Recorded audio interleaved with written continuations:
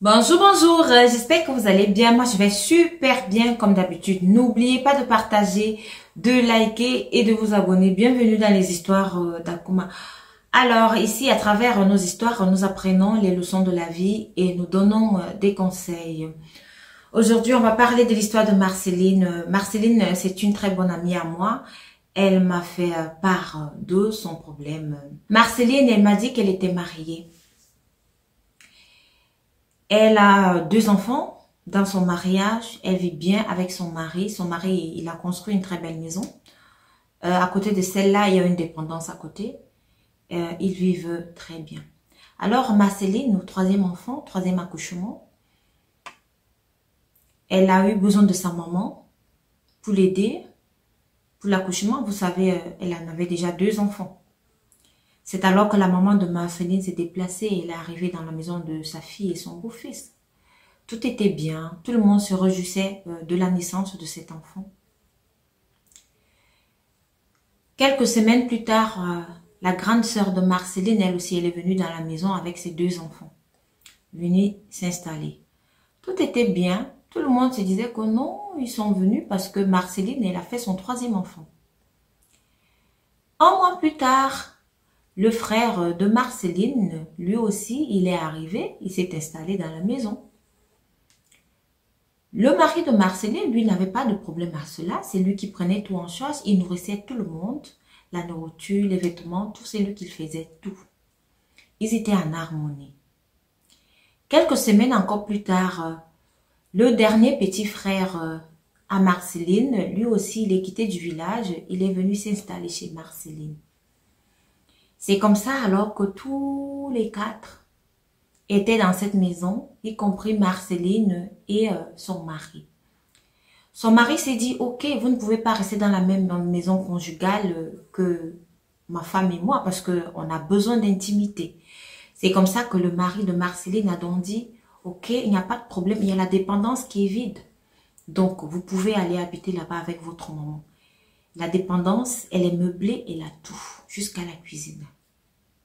C'est comme ça que le mari de Marceline a donc mis sa belle famille là-bas et c'est lui qui s'occupait de sa belle famille. Il s'occupe de l'alimentation, il s'occupe de l'électricité, il s'occupe du câble, tout c'est lui qui paye.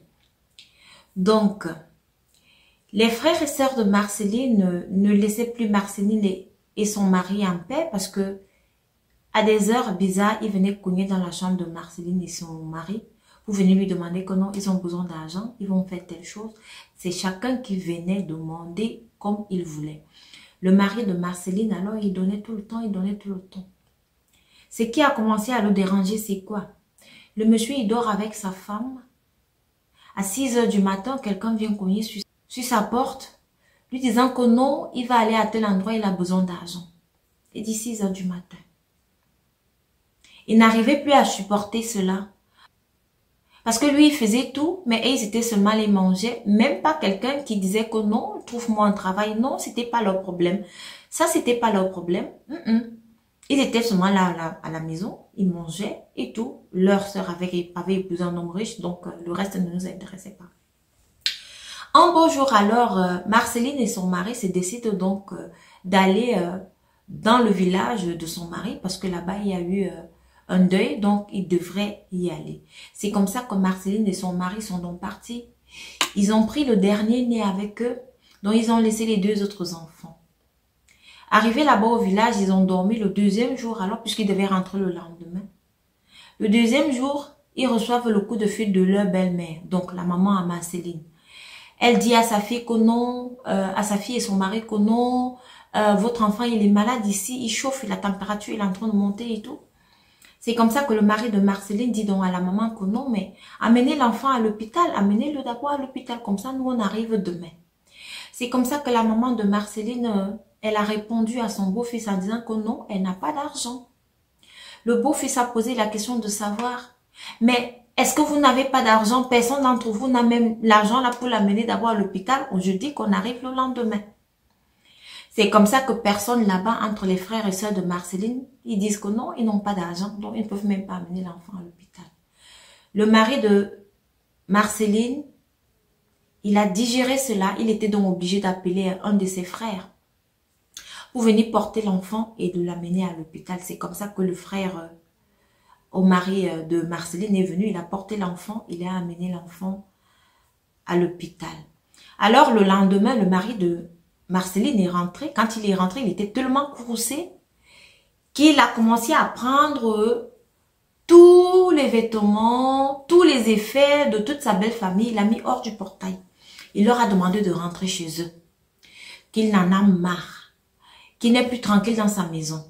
Et que la goutte d'eau qui avait débordé le vase, c'est le fait que son enfant soit malade et que personne d'entre eux dise que non, ils n'ont pas l'argent pour amener l'enfant à l'hôpital. C'est qu'ils sont avares. C'est qu'ils sont méchants. Il n'a pas pu digérer cela. Il a mis tout le monde dehors. C'est comme ça qu'ils sont donc retournés au village. Maintenant, la maman de Marceline, elle est arrivée au village. Elle ne fait que mettre la pression sur sa fille de quitter le monsieur. Elle demande à sa fille de laisser tomber le monsieur. La fille, elle doit quitter ce monsieur-là. Marceline dit que non, elle ne peut pas quitter son mari. Et elle ne comprend pas ça de cette là. Parce que Marceline a dit à sa maman que je vous avais prévenu que non, mais là, vous êtes déjà en train d'exagérer. Je vous avais prévenu que là, vous êtes déjà en train de déranger mon mari. Mais là, c'est la goutte d'eau qui a débordé le vase. Lorsque vous avez dit que vous n'avez pas l'argent pour amener l'enfant à l'hôpital, un enfant qui est malade, pourtant vous avez de l'argent. Non, maman, je ne peux pas quitter mon mari. Donc la maman de Marceline met dans la pression à Marceline. Elle dit à Marceline de laisser son mari tomber parce que son mari a osé les renvoyer de chez lui. Donc actuellement, ils sont au village. Et Marceline, elle ne sait quoi faire. Si vous avez des conseils à donner à Marceline, s'il vous plaît, écrivez en commentaire. Parce que Marceline, elle est un peu troublée. Elle ne veut pas laisser son mari. Elle ne veut pas quitter son mari à cause de sa famille. Elle aussi, de notre côté, elle ne veut pas perdre sa famille.